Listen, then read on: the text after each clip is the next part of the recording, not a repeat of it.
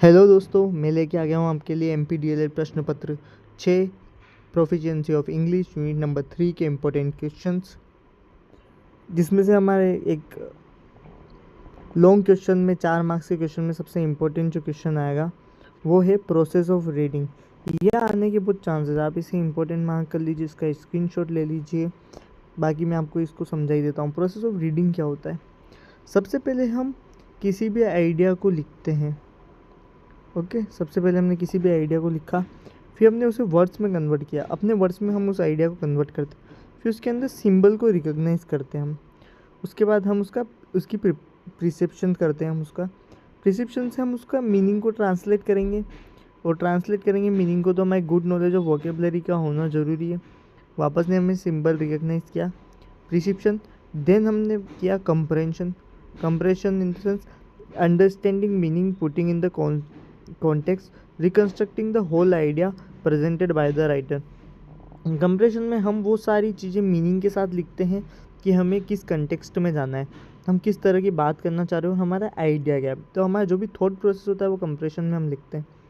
Further compression को आगे जाके 2 पार्ट्स में डिवाइडेड है। फर्स्ट है literal, why is he actually saying on the page, what are the facts, how they relate.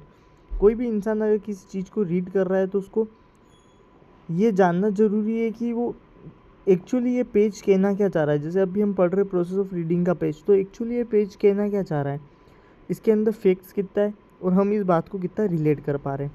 Second हो जाता है हमारा interpretive reading, between lines, is he saying what he means, is he saying more than he has written.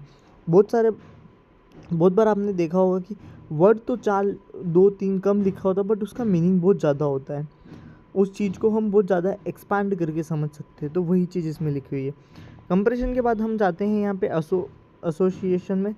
Association का मतलब होता है referring to present knowledge, fusing new ideas and knowledge with the old for better understand and good recall. इसमें हम पहले अभी हमारे present के नॉलेज को रेफ़र करते हैं, न्यू आइडियाज़ के बारे में बात करते हैं, हमारे नॉलेज के बारे में बात करते हैं, ताकि हम पुराने को वापस से याद कर सकें और अच्छे से भी प्रेजेंट की चीज़ को समझ सकें। तो देखिए यहाँ पे लिखा हुआ भी है। फर्स्ट पॉइंट हो गया हमारा रिकॉग्नाइजेशन, दूसरा हो गया हमारा प्रिसिप्शन, तीसरा हो गया हमारा कंप्रेशन, और चौथा हो जाएगा हमारा एसोसिएशन। तो मैंने आपको समझा ही दिया है मोटा मोटा, और बाकी आप मन से लिख सकते हैं। सेकेंड हमारा जो इम्पोर्टेंट पॉइंट हो जाता है, इम्पोर्टेंट क्वेश्चन है, वो है explain the use of encyclopedia and library in teaching English. English को टीचिंग करने में इंसाइक्लोपीडिया और लाइब्रेरी का क्या यूज़ है। तो इंसाइक्लोपीडिया एंड लाइब्रेरी, इंसाइक्लोपीडिया क्या होता है अगर आपको पता है तो इंसाइक्लोपीडिया एक ऐसी बुक होती है जिसमें बहुत सारे हमारे जोग्राफिकल और उन सब चीज़ों के बारे में कवर्ड होता है। उसमें बहुत सारे बर्ड्स के बारे में लिखा हुआ रहता है, एनिमल्स के बारे में लिखा हुआ रहता है, उसमें मतलब बहुत सारा वास्ट ऑफ नॉलेज रहता है। तो अगर बच्चा उस इंसाइक्लोपीडिया को पढ़ता है तो कहीं ना कहीं वो जाके वो बहुत सारा नॉलेज गेन करता है, और उसकी इंग्लिश भी इम्प्रूव होती है। क्यों? क्योंकि इंसाइक्लोपीडिया के अंदर अच्छी इंग्लिश में लिखा होता है, वो बहुत डिटेलिंग में लिखा हुआ रहता है। सेकंड लाइब्रेरी, लाइब्रेरी आप सबको पता ही है कि जहाँ पे बहुत सारी बुक्स मिलती है। हमारी कॉलेज के अंदर, आपके स्कूल्स के अंदर भी लाइब्रेरी होती है, बहुत सारी बुक्स मिलती है। अगर बच्चा लाइब्रेरी के अंदर जाएगा, वहाँ पे बहुत सारी बुक्स पढ़ेगा, जैसे इंसाइक्लोपीडिया भी आपको लाइब्रेरी के अंदर मिल जाएगी, तो वहाँ जाके बच्चा पढ़ेगा, अपना टाइम स्पेंड करेगा, तो कहीं ना कहीं उसकी इंग्लिश तो इम्प्रूव होगी सही, उसके साथ साथ उसका नॉलेज भी बढ़ता है। तो इन दोनों पॉइंट में यही लिखा हुआ है। अगला क्वेश्चन आ जाता है, what are teaching learning materials. आपने अभी तक DLED के 5 पेपर दिए, सब में आपने पढ़ा ही होगा TLM क्या होता है ना। TLM के बारे में पढ़ा ही होगा। वही TLM है टीचर लर्निंग मटेरियल्स। तो टीचर लर्निंग मटेरियल्स क्या होता है? टीचर लर्निंग वो मटेरियल्स होते हैं जो टीचर्स को प्रोवाइड किए जाते हैं ताकि उनकी पढ़ाई में आसानी हो, वो बच्चों को जब पढ़ाए तो आसानी हो।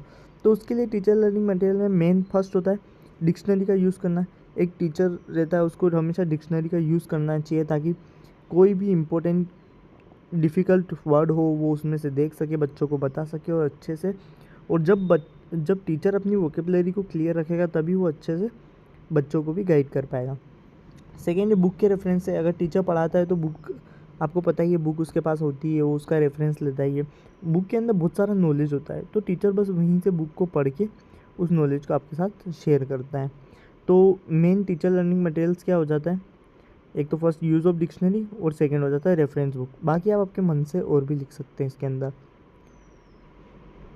फिर हो जाता है अगला हमारे क्वेश्चन से what are benefits of reading. Reading का बेनिफिट्स क्या है? तो आप सबको पता है कि योर ब्रेन रिक्वायर्स एक exercise to keep it strong healthy just like all masculine in your body. अगर आपको अपने बॉडी बनानी है, आपको एब्स निकालने हैं, आपको बाइसेप्स निकालने हैं, तो आप एक्सरसाइज करते हैं ताकि आपकी बॉडी अच्छी बन सके। तो उसी तरीके से अगर आपको आपका मेंटल सही करना है, अगर आपको आपकी मेंटल हेल्थ का ध्यान रखना है, तो आप प्रॉपर आप उसके लिए रीडिंग का यूज़ करते हैं। रीडिंग करने से क्या होता है कि आपके ब्रेन की कनेक्टिविटी को रीडिंग मजबूत करता है और मेमोरी को आपकी इम्प्रूव करने के लिए यूज़ करता है। तो यही होता है रीडिंग का बेनिफिट। अगला है what do you understand by good reading habits. Good reading habits से आप क्या जानते हैं, ये टॉपिक हम अगली वीडियो में कवर करेंगे। अगर आपने अभी तक वीडियो को लाइक नहीं किया तो जल्दी से वीडियो को लाइक कीजिए, चैनल को सब्सक्राइब कीजिए और ज़्यादा से ज़्यादा अपने दोस्तों के साथ शेयर कीजिए। हम इसी तरह से इंपॉर्टेंट क्वेश्चंस लेके आएंगे। प्रोफिशिएंसी इंग्लिश में आपको इतने सारे और अच्छे इंपॉर्टेंट क्वेश्चन बताऊँगा कि आप 25 आउट ऑफ 20 प्लस तो आराम से स्कोर कर लेंगे। और आपको पता ही है कि इसमें पास होने के लिए सिर्फ 10 मार्क्स की आवश्यकता होती है। तो हम सब साथ में मिलके 10 मार्क्स से ऊपर का हम अच्छा करने की कोशिश करते हैं। तो प्लीज़ आप मेरा मोटिवेशन बढ़ाइए, चैनल को ज़्यादा से ज़्यादा सब्सक्राइब कीजिए, लाइक कीजिए, वीडियो को शेयर कीजिए। Thank you.